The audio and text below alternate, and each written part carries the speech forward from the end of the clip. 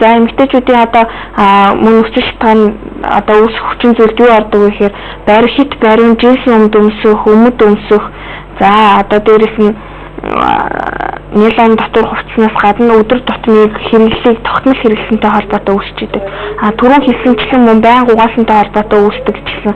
Тийм болохоор одоо хавийн ариун цэврийн эмэгтэйчүүд маань тийм янз бүрийн үнэлтэн шингэн саван одоо юу гэдэг хэрэглэхгүйгээр буцсан усаар 7 хоногт 2 удаа угаахад хангалттай байдгаа. За тэгээд одоо нэг мөнгөцөрийн тоо ихсээ зовир өгж байгаа бол даавн дотор хувц өмсөөд одоо бидээ хашлахааргүй өнөр багтай савнгаар дотор очиж угааж шаардлагатай.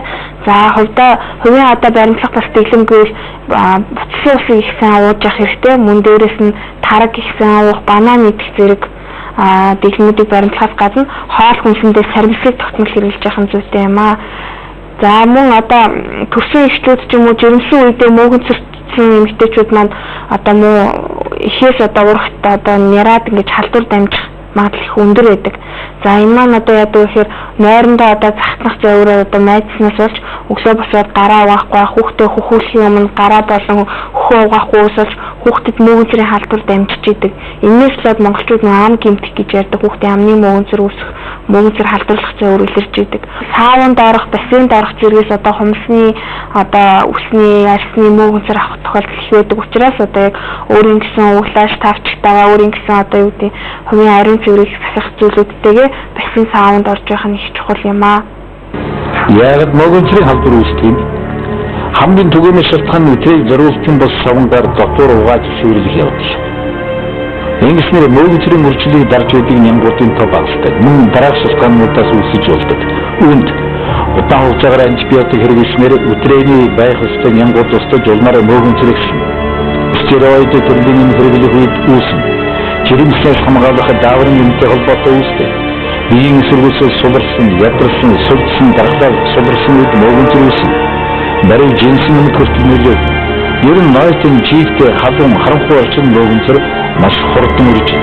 Хэвийн нянгууд нь байхгүй бол өтрөө мөнгөцөр үрж хамгийн тохиромжтой газар болдог байна. Ямар шинжилгээ өгдөг вэ? Мөнгөцрийн халдварыг илрүүлэх олон шинжилгээ.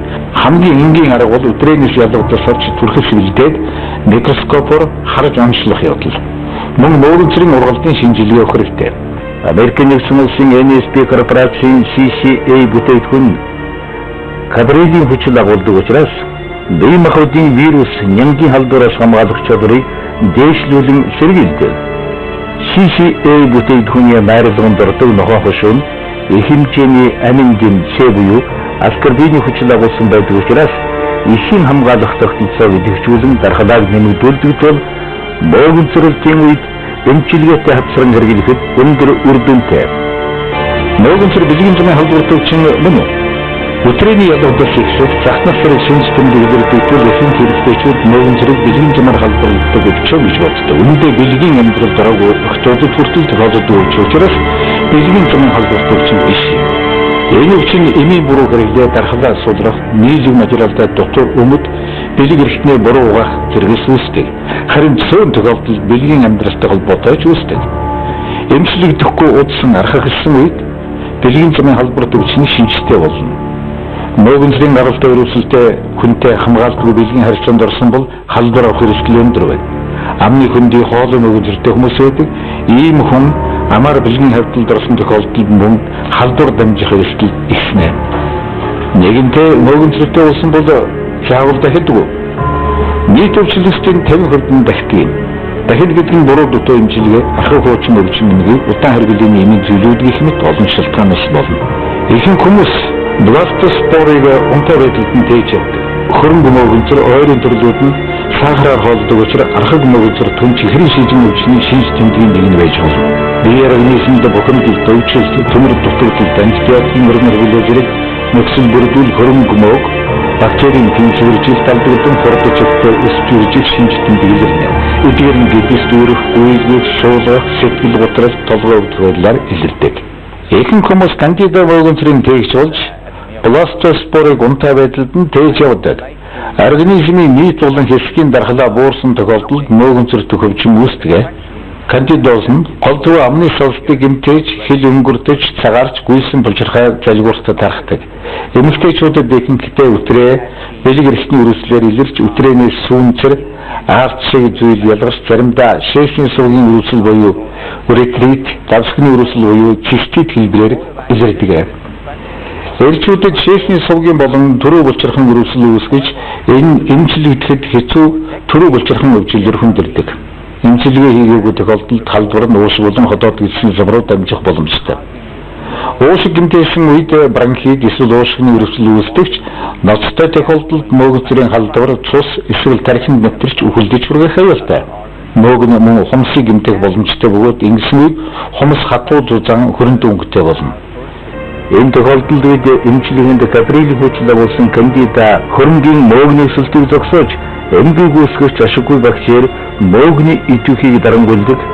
Америкийн нэгдсэн улсын NSB корпорацийн Каприлик комбинешны гэдэгшний хэвийн бичил биетний тэмцвэрийг сэргээх бифидоба лактобактерийг амьдарн агуулсан бифидофилус флора форсе бүтээгдэхүүнтэй хамсруулан стоматит буюу амны шүд буйлын үрүүлсэл, цистит, өтрээний үрүүлсэл, төрөө булчирхан үрүүлслийн үед эмчилгээтэй хавцран хэрэглэхэд өндөр үр дүнтэй бөгөөд маш сайн үргэлжлэн сэргийлт болдог.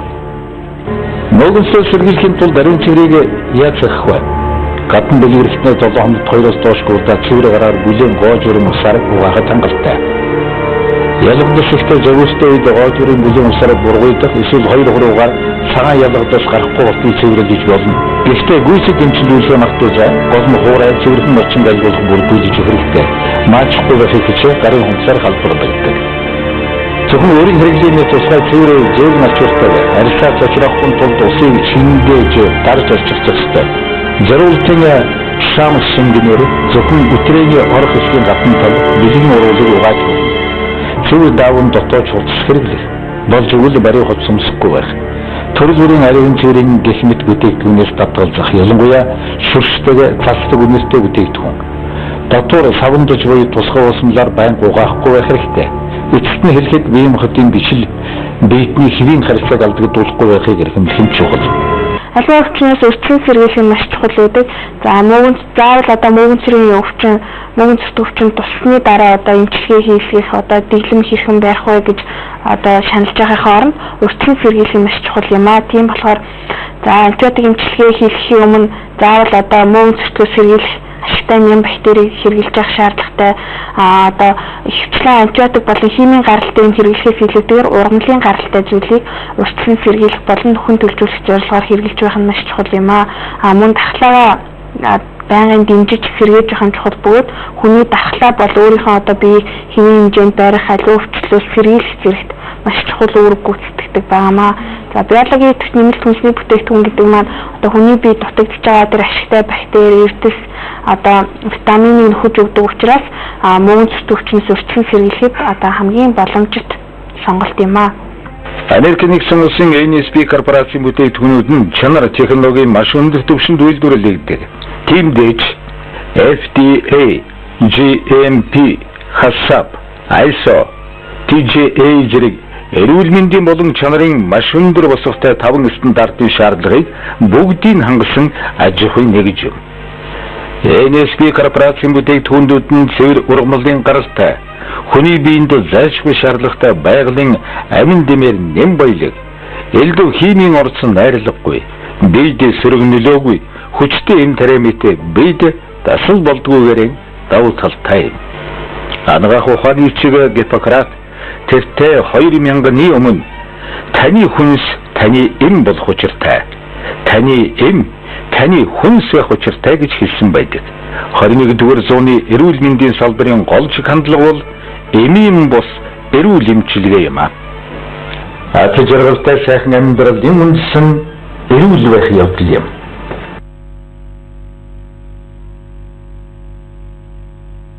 Энэ хүү өвчнөөс яаж үрдэгчлэн сэргийлэх, ямар дэглэм барих тухай эмчилгээгч NSB корпорацийн Монгол дахь төлөөлөгчийн газар Гранд Плаза төвийн 8 давхурд 802 805 тоодод 3 дугаар сарын 30-нд 15 цагаас болох тул та хүрэлцэн ирж зөвлөгөө авна уу? Мөн Япон улсын Планета фирмийн электрон жингээр бие организмын 8 үзүүлэлтийг нэг дор үн төлбөрөг үзэж эрүүл мэндийн төвшинг тодорхойлно. 8 үзүүлэлтэнд ясны жим болон сэрэгжилтийн нэгтршилт, бодисын солилцооны хэмжээ, бие организм дах шингэний хэмжээ, биологийн нас, хэвлийн хөндийн дотор өөхлөлт, бие организм дах нийт өөх тосны хэмжээ, биеийн булчингийн мас, биеийн жин, бие организмын ерөнхий байдлыг их мэтийг тус тодорхойлно. Америкийн нэгдсэн улсын NSP корпорацийн санхүүжилтээр явагдаж байгаа эрүүл Монгол иргэн хөтөлбөр. Эрүүл 100 нас олохын нууц NSP